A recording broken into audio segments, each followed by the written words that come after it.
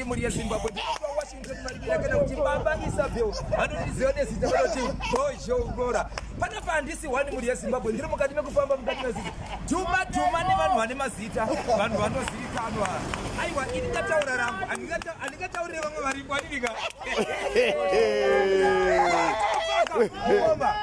Sematorera mukoma wangu ichokwadi muri yeZimbabwe inoitwa DJ Fantan tasangana mumbare ichokwadi muri yeZimbabwe kana ndichitaura nyaya kuti DJ Fantan vafana vechidiki nemadhara ari kuda kuramba kukura anobva kuziva Fantan zita renyu ririko zita renyu rinozivikanwa ini sokufamba ndichitsvaga nyaya yemastreets vafana noimba unonzwa vachiti tingasvika sei kuna Fantan inzwai mukoma makakura mukaona kuimba kuri nanhasi kuimba kuriko Fantan why vachitsvaga ivi sei inini tinowanika kumbare kuChewsport Records and Chewsport Records inozivikanwa nembiri Sim Dancehall. Yes. And then Diko Kumangoma Depot. Yes. I think 90% of Sim Dancehall hit songs Chewsport. That's the reason why every ghetto youth wants to associate the Chewsport Records.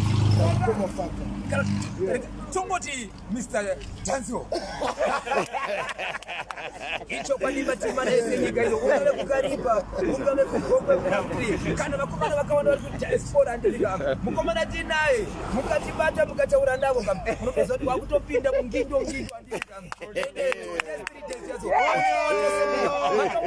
mune kodzero vangani vakabva nomaoko nhasi vari kupisa vakabva nomaoko menyu. All right, good. I think 80% of my artists in dance akabva nemoko medu akabva nepaChewsport, including the late Soldier Love, yes, Sekalas, Killer T, Kina, Raspom,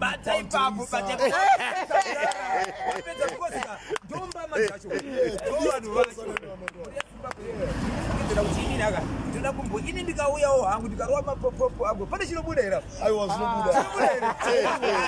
rega tivibise muri yeZimbabwe ka inini ndazona mukoma ndambobuditsawo kedu hatingangobirika